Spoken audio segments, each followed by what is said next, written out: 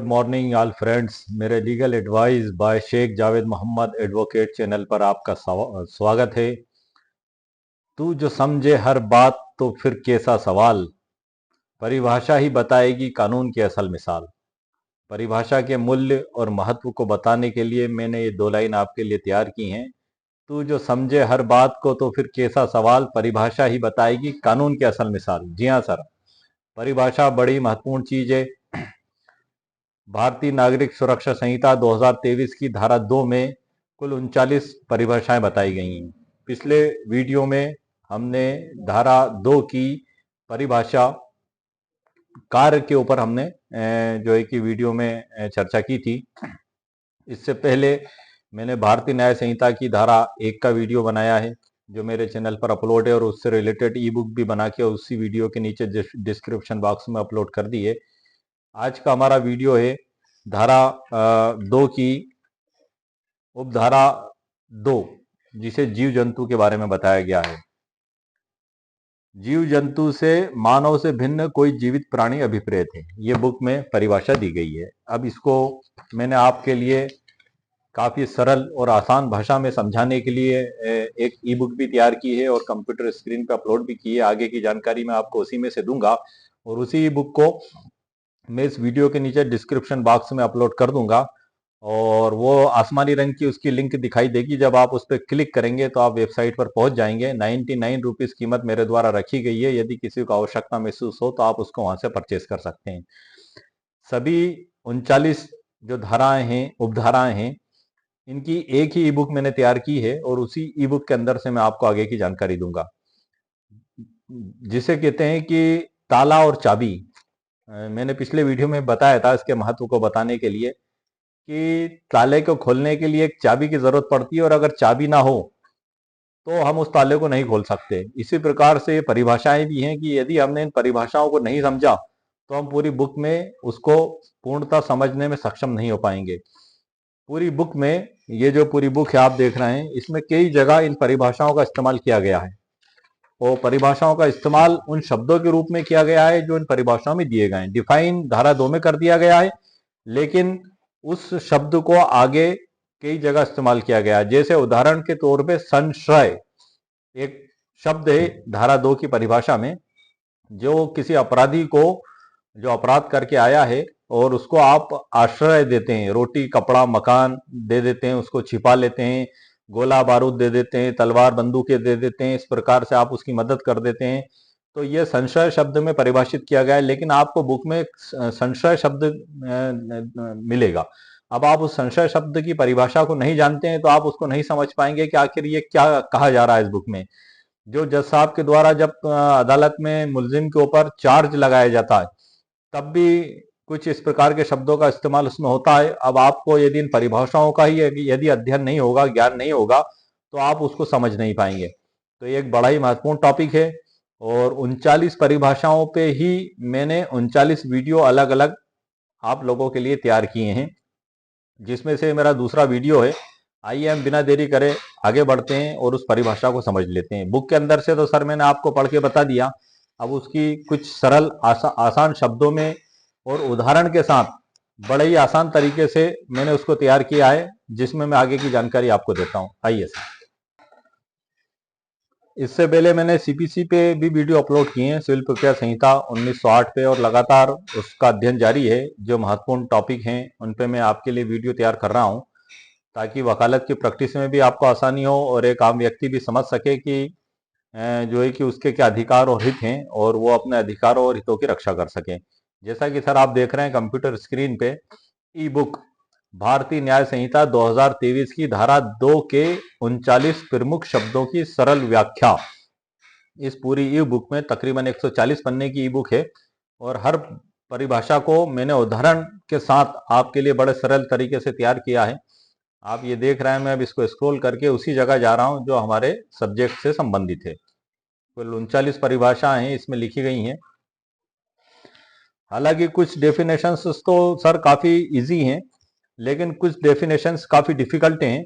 लेकिन मैंने सभी को आसान तरीके से उदाहरण के साथ मैंने आपके लिए तैयार करके समझाया है। जो उदाहरण और जो डेफिनेशंस मैंने तैयार की हैं ये आपको बुक्स में नहीं मिलेंगी, ये एक जनरल और व्यवहारिक ज्ञान के आधार पर समझाने के लिए तैयार की गई हैं। अब हम देखते हैं कि भारतीय न्याय संहिता 2023 बीएनएस, जैसा कि आप जानते हैं कि 1 जुलाई 2024 को ये प्रवृत्त हुई है और उसमें एक लगाए 358 धाराएं हैं। धारा 2 परिभाषाओं से संबंधित है। इसकी उपधारा 2 में जीव जंतु के बारे में बताया गया है। उसकी परिभाषा जो दी गई है, मैंने बुक में से जो दी गई थी आपको पढ़ के बता दी। मानव से भिन्न कोई भी प्राणी। भारतीय न्याय संहिता 2023 की धारा 2 के अनुसार जीव जंतु से तात्पर्य मानव से भिन्न किसी भी जीवित प्राणी से है। मानव से भिन्न मतलब आप समझ सकते हैं कि जो मानव है, मनुष्य है, उससे भिन्न जितने भी जीवित प्राणी हैं वो जीव जंतु के अंतर्गत माने गए हैं। इसको और भी सरल शब्दों में कुछ हम इस तरीके से समझ लेते हैं, तो कुछ आसान शब्दों में भी हम समझ लेते हैं कि जीव जंतु में वे सभी प्राणी शामिल हैं जो जीवित होते हैं, परंतु मानव इसमें शामिल नहीं होता, मनुष्य। इसमें पशु पक्षी सरीसृप कीड़े मकोड़े जली जीव मछली आदि एवं सभी प्रकार के जीव आते हैं। मतलब जीव जंतु में सभी प्रकार के जीव जंतु आते हैं। उदाहरण के तौर पे एक सरल उदाहरण है कि गाय कुत्ता बिल्ली घोड़ा हाथी शेर मछली कबूतर सांप आदि जीव जंतु की श्रेणी में आते हैं। इंसान मानव जीव जंतु की परिभाषा में नहीं आता है। ये इसके अंदर बताया है। इसका महत्व भी मैंने इस ई बुक में लिखा है। इस परिभाषा का उपयोग कई कानूनी मामलों में किया जाता है, जैसे पशु क्रूरता, वन्य जीव संरक्षण अधिनियम एवं कृषि एवं पर्यावरण संबंधी कानूनों में। मतलब 3 कानून हैं जिसमें अक्सर जीव जंतु शब्द का इस्तेमाल किया जाता है, तो मानव से भिन्न जो भी प्राणी है वो जीव जंतुओं में माने गए हैं। तो ये डेफिनेशन सर काफी इजी और आसान डेफिनेशन है। और इसमें जो अगला डेफिनेशन है इसकी उपधारा 3 में बालक से 18 वर्ष से कम आयु का कोई व्यक्ति, मतलब भारतीय व्यक्षता एवं संरक्षकता अधिनियम 1875 की धारा 3 में जो 18 वर्ष की आयु निर्धारित की गई है कि 18 वर्ष की आयु का व्यक्ति बालक कहलाएगा। मतलब 18 वर्ष से ऊपर का व्यक्ति जो है कि वयस्क व्यक्ति माना जाएगा और उससे नीचे का व्यक्ति नाबालिग माना जाएगा। तो उसी के बारे में इसमें डिटेल में बताया गया है, जो मैं आगे की जानकारी आपको नेक्स्ट वीडियो में दूंगा। क्योंकि वीडियो सर काफी लंबे हो जाते हैं, इसलिए मैंने वीडियो को छोटे छोटे पार्टों में बांटा है ताकि आपको उस चीज को समझ में भी आसानी से आपको आ सके। और इसमें जो है कि कुल 39 जो परिभाषाएं हैं जो हम आने वाले वीडियो में देखेंगे, उनके बारे में भी मैं आपको संक्षिप्त जानकारी प्रदान कर देता हूं। जैसा कि आप देख रहे हैं कि इसमें कुल 39 शब्दों को इस्तेमाल किया गया है, जिसमें कार्य जीव जंतु बालक कूटकरण न्यायालय मृत्यु बेईमानी से दस्तावेज कपटपूर्वक लिंग सद्भावना पूर्वक सरकार संश्रय जो मैंने आपको उदाहरण देके बताया था क्षति अवैध न्यायाधीश जीवन स्थानीय विधि पुरुष मास और वर्ष जंगम संपत्ति वचन शपथ अपराध लोप व्यक्ति लोक सेवक विश्वास करने का कारण विशेष विधि। और उसके बाद जो है कि जलयान स्वेच्छा विल महिला सदोष अभिलाप सदोष हानि सदोष अभिलाप प्राप्त करना। ये कुल 39 डेफिनेशन हैं जो परिभाषा में दी गई हैं और पूरी बुक में इनका कई जगह इस्तेमाल किया गया है। तो इसीलिए इसको मैंने विशेष तौर से आपके लिए तैयार किया है। और आप जो देख रहे हैं स्क्रीन पे, ये वो ई बुक ही है जिसके अंदर से मैं आपको जानकारी दे रहा हूँ। और इस ई बुक की जो लिंक है मैं वीडियो के नीचे कॉपी पेस्ट कर दूंगा। आसमानी रंग की दिखाई देगी, जब आप उस पर क्लिक करेंगे तो आप सीधे वेबसाइट पर पहुंच जाएंगे जहां ये बुक अपलोड है। 99 रुपीज कीमत इसकी मेरे द्वारा रखी गई है। आप इसको अगर आवश्यकता महसूस होती है तो आप उसको वहां से परचेस कर सकते हैं। मेरे कई व्यूवर्स ने कहा मुझसे कि सर आप जो वीडियो बनाते हैं उसका पीडीएफ हमें उपलब्ध कराएं, तो ये इसको आप पीडीएफ कह लें या नोट्स कह लें या ई बुक कह लें। ये मैंने विशेष तौर से धारा 2 की जो 39 परिभाषाएं उन्हीं पे तैयार की है और इसको मैंने अपलोड भी कर दिया है। तो इस प्रकार से आज का जो हमारा वीडियो था बड़ा ही सरल और आसान था। वैसे भी वो आसान ही था और उसको मैंने और आसान शब्दों में आपको समझा भी दिया। सबसे महत्वपूर्ण चीज़ है कि हम परिभाषाओं को समझें, क्योंकि हम अगर परिभाषाओं को समझेंगे तो पूरी बुक को समझना हमारे लिए आसान होगा।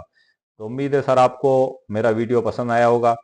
मेरे वीडियो को आप लाइक भी करें शेयर भी करें और सब्सक्राइब भी करें। ओके, शुक्रिया, थैंक यू सर। और एक